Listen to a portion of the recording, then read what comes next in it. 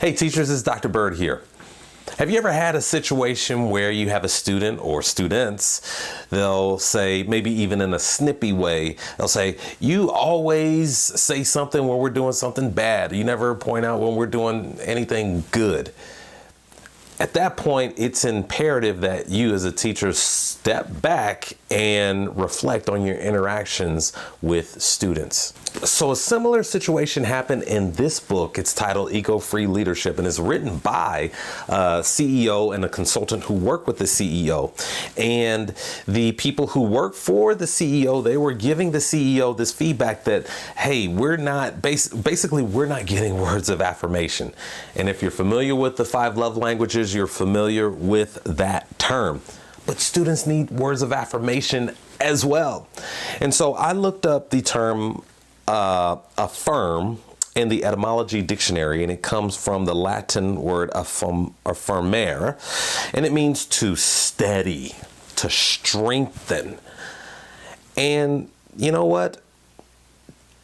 Our students need that. All students need to be steady, to be strengthened, because, we don't know what's going on in all of their lives. And certainly school isn't the only thing on their mind. They have other things going on. And so it's important as teachers, we are speaking words of affirmation into the lives of our students.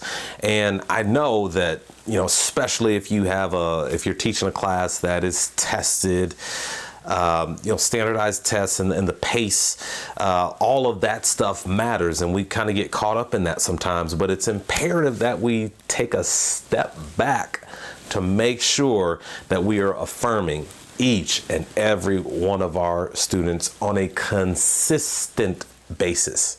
So it could go like this. Let's say you have a student who has trouble coming to class on time. When that student does come to class on time, it's a big deal. Hey, I noticed you came to class on time today. That's awesome. Rock on, man. I know today's going to be a great day. Or you have a student who is on the football team, but it doesn't really get to play a whole lot. But you find out from the coach that the student did play. And when that student comes to class, you say, hey, man, I heard that you made it on the field and you made a tackle for a loss of yards yesterday. That's a great job. Or maybe you have a student who has raised their test score. Now it's a D, it's still a D, but hey, we're trending in the right direction, man. You raised your test score by 5 points. That's awesome. Keep doing what you're doing. Or let's say you have a student whose mom gave birth to a baby last week. You say to the student, yes, this is great news, everyone.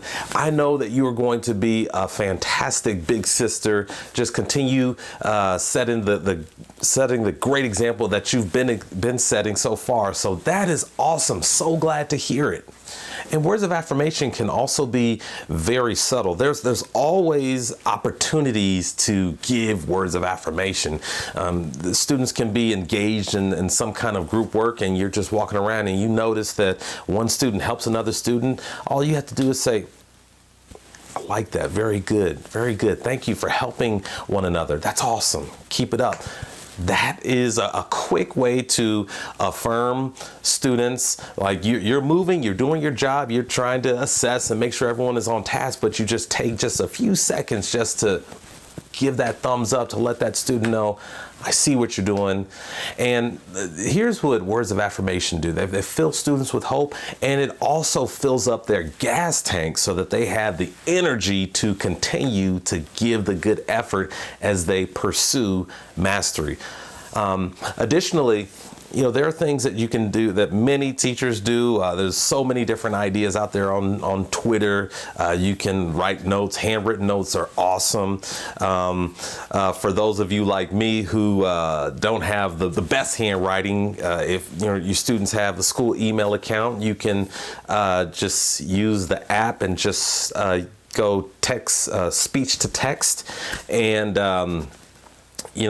really bang out a quick email to your students letting them know, hey, You are affirmed here. You are highly valued. I appreciate you. I'm so glad that you're my student. That really uplifts students and again gives them that energy to go forward. So I want to hear from you. What are some ideas that you have done in the past to give words of affirmation to students? So yeah, just in the comment section, I want to hear those ideas from you. I'm curious. You'll probably teach me something, and so I look forward to that.